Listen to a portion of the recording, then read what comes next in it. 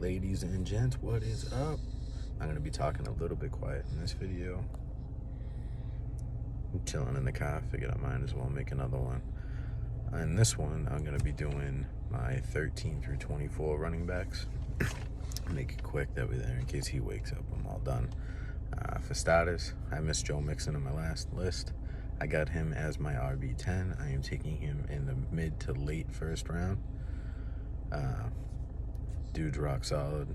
He's got no Geno in front of him. He's going to get the passing down work, etc., etc. All right, moving on. We've got my boy, my champion, Antonio motherfucking Gibson. This dude is capable of doing what Christian McCaffrey does week in and week out.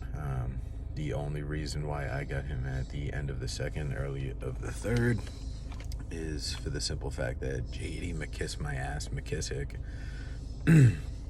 is for some reason that third down back. Like, Antonio Gibson can't handle it or some crap. After that, next up on my list, we got my boy Clyde Edwards-Helaire, also known as CEH, also known as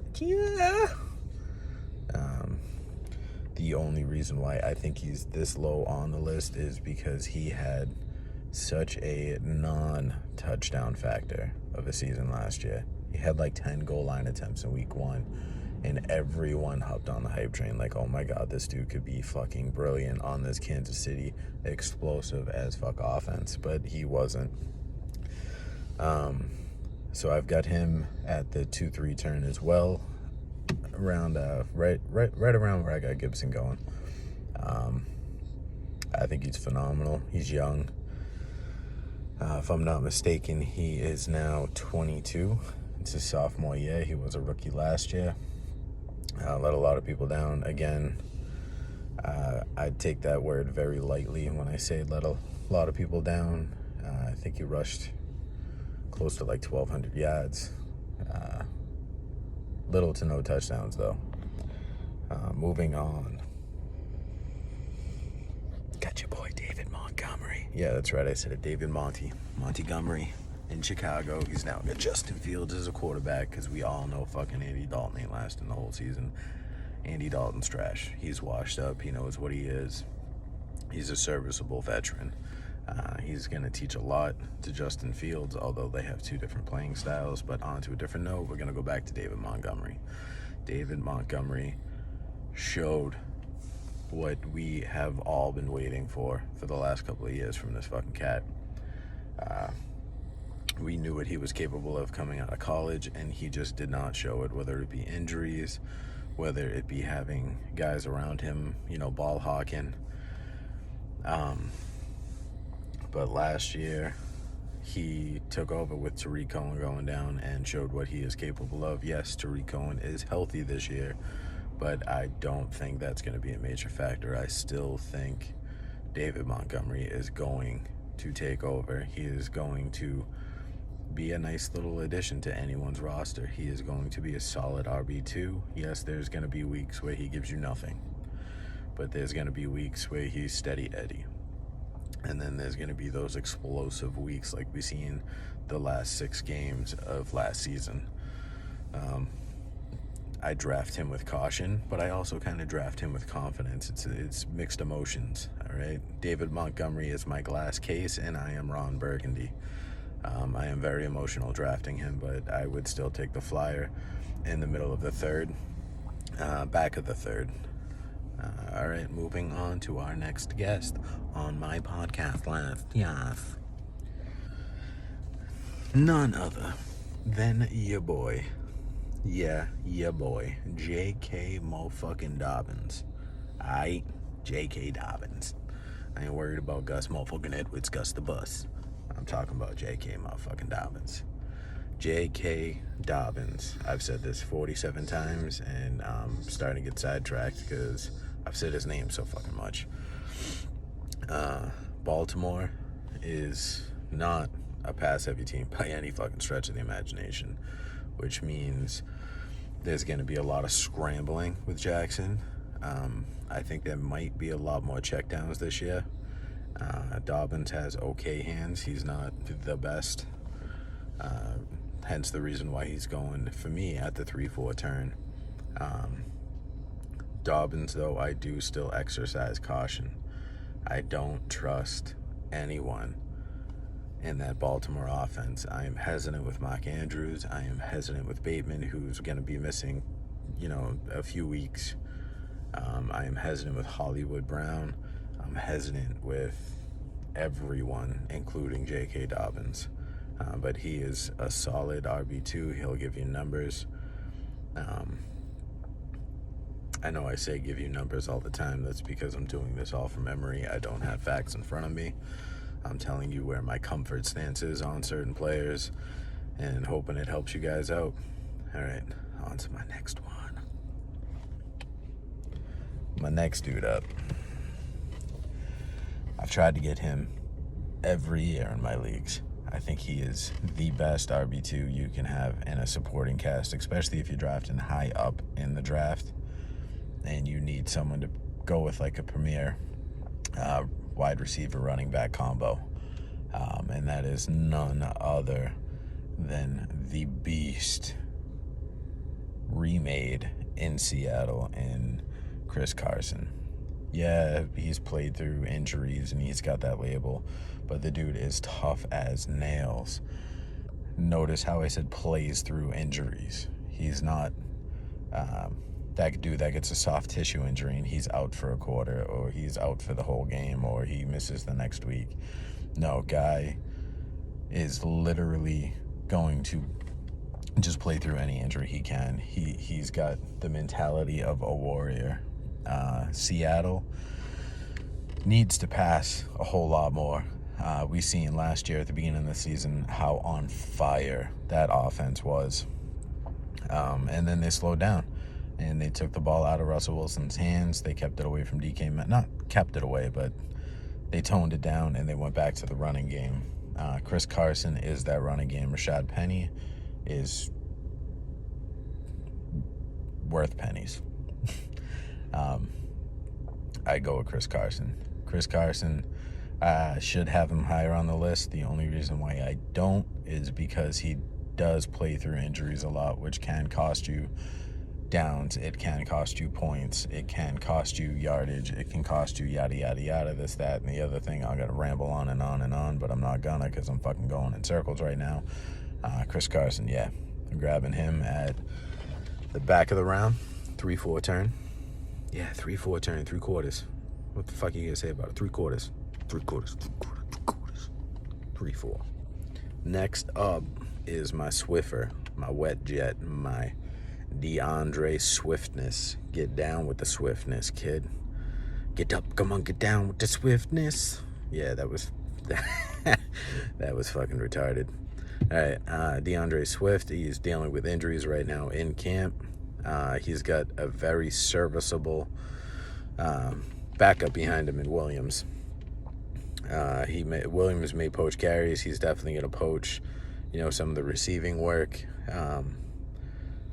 I would limit my expectations on Swift. Beginning of the year, and a lot of the mock drafts I did, people were taking him as high as the early second. I think if you touch him in the early second, you're retarded. Don't do it. Don't. I'm taking him at the end of the fourth. Yeah, end of the fourth. Look at my eyes when I'm talking to you. Right there. End of the fourth. Guys, he's still fucking sleeping. And I'm talking like a fucking asshole right now. And he's still sleeping like an angel. Keep your voices down. Turn the volume down. Or turn it up, either way. All right, next up on my list is going to be Darrell Henderson. My man Henderson is dealing with a thumb injury, which doesn't appear to be serious. Sean McVay has come out, and he has said that Henderson is going to have a large role in this offense, but he is not going to be a workhorse back. So that drops him down on my board.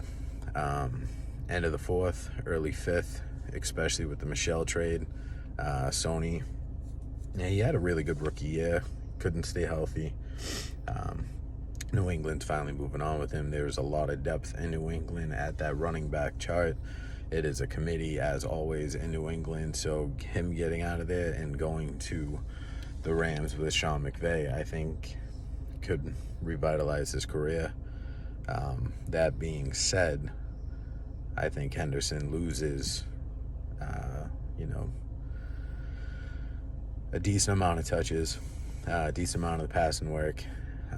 I think Henderson goes from being, the occasional 1, 2, 3 down back to just a first and second. I think they split the passing back work. You know what I mean? And that really limits his upside. We know what his floor is. We know what he's capable of based off of last season. I temper my expectations. I got him as my RB2, borderline 3. So yeah, that's why I'm taking him late 4th, early 5th.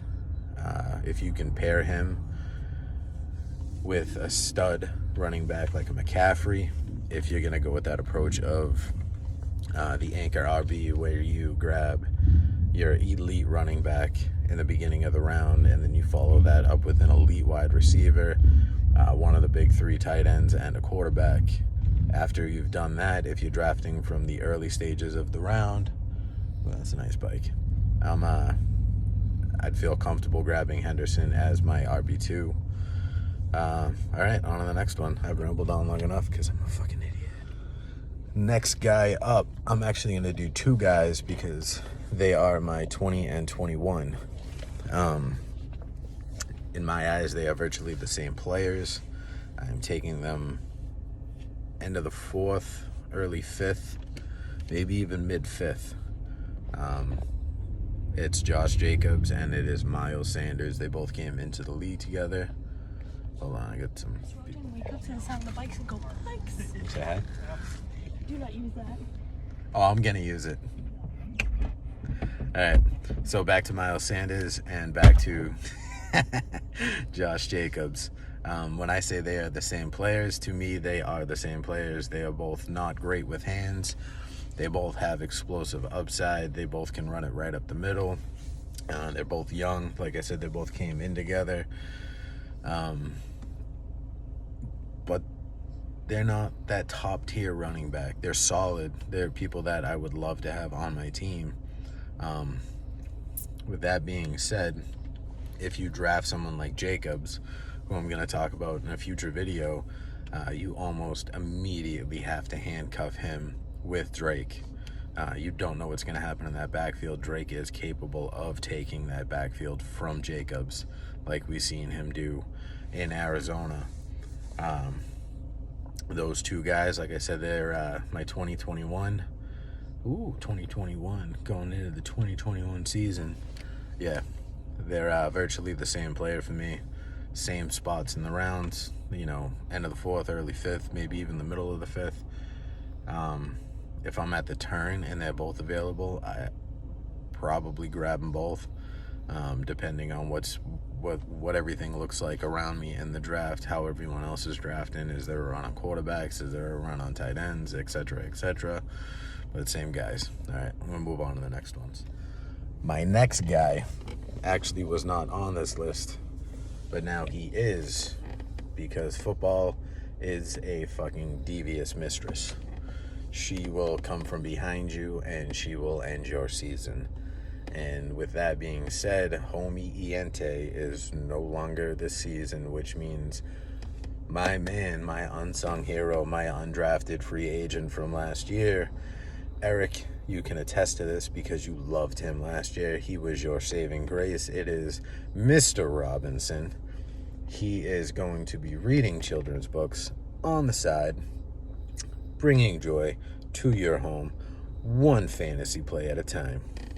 James Robinson. I am taking him in the mid 5th, early 5th. We'll see. Let's get it, Jacksonville. Do something. You just drafted a once-in-a-generational talent in Trevor Lawrence. Do something. Fuck your swimming pools. Next up, I've got my man Miles motherfucking Gaskin. He is down in Miami right now. They made no effort whatsoever to draft any kind of running back. They spent very little on bringing people in. Yeah, they brought in Malcolm Brown, and we've seen what he was a vulture of touchdowns in, LA. But I don't see that being an issue. Myles Gaskin, he's a product of volume. He could literally suck at football. He could be the worst running back. But he's going to get so much volume and so much work that it's not going to make a difference. He could suck in real life and be fantastic for your fantastic football fantasy team. All right, Myles Gaskin. Let's see who grabs him. Let's see how that team works out. I've got high hopes for Mr. Gas. You could say I'm gassing him up. Last but not least on this list, I have my old friend, my old companion. I don't know why I'm saying all this stuff. It's just stuff that goes with old because he is fucking old. Mikey Old Man Davis. Got him down in Atlanta. They've got no one. He's old. He is very old.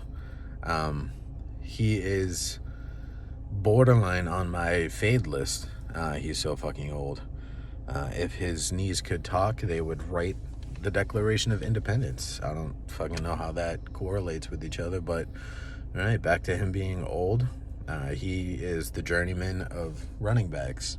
He is the current Fitzmagic of running backs without the magic. He had a stellar year in Carolina, and I think that is going to swell him up in people's minds for the fantasy draft. I think you are going to be severely disappointed if you are trying to draft him in the 3rd, 4th, 5th round. Mike Davis, I feel comfortable taking in the 7th round, anywhere in the 7th. If you can find him in the 7th, even the 8th round, that is a smash all day button. Mike Davis is not my RB2. Mike Davis is my flex. I think he is a solid flex. He is going to produce like a flex. Yes, he's going to give you upside weeks. Yes, he's going to give you downside weeks. Yes, it's a guessing game, and we all know this. The only caution I give you is the fact that he is old. It is the fall-off age. Can his legs handle the workload? We all know how much Matty Ice and the Atlanta Falcons love to run the football. We've seen them do it with Devontae Freeman. We've seen them try to revitalize a Todd Gurley. With that being said, fellas, that is my running backs. Let me know what you think. Let me know what you want me to talk about. Give me some pointers. Give me some hate. Roast me, toast me, put some fucking butter on me and eat me up. I don't give a fuck. All right, man. Postman Sean is out. Put a stamp on that bitch and send it.